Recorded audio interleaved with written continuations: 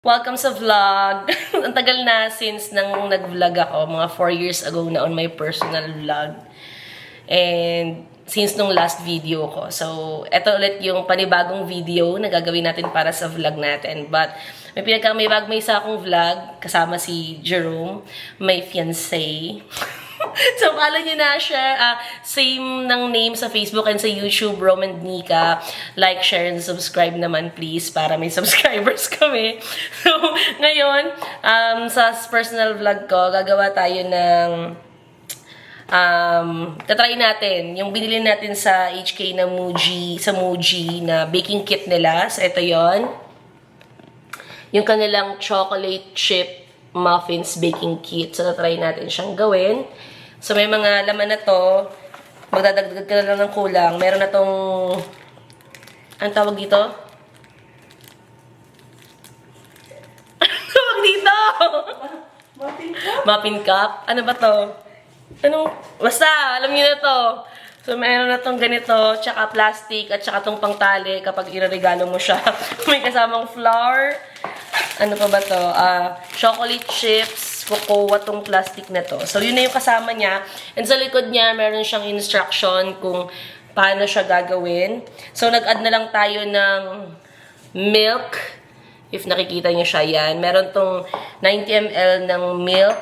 Tapos, tansyameter lang ng 70 ml ng oil. At saka yung butter.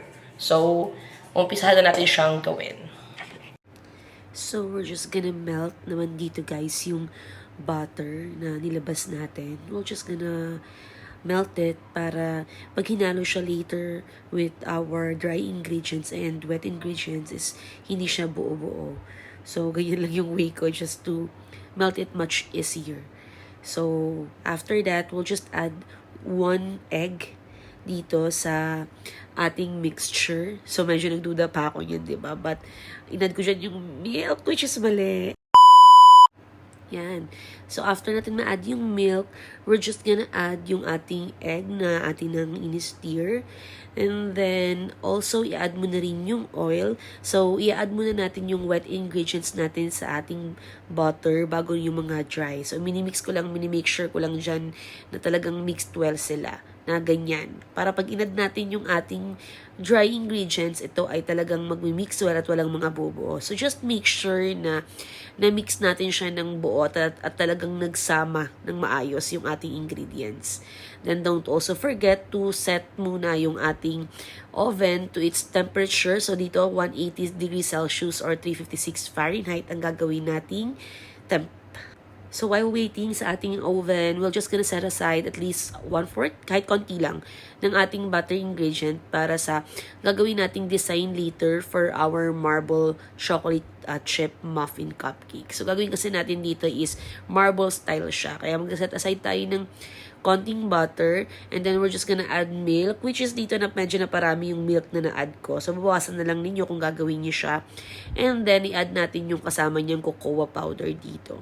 So, we're just gonna make sure na talagang nahalo sila talaga ng maayos, really mixed well, and makikita natin later in the video no, na kapag nasobrahan siya ng milk, hindi siya magiging butter style. Para siyang medyo runny na yung ating mixture katulad niyan. So, make sure na hindi ganon.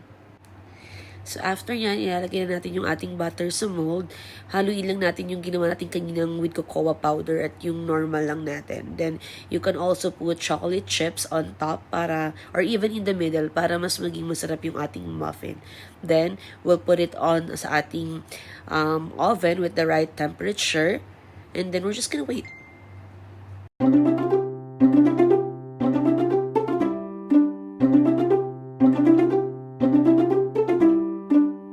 Then, we're gonna check yung ating binake, yung sa toothpick to check if may sumasabit pa ba doon. If wala na, then it's already baked and good.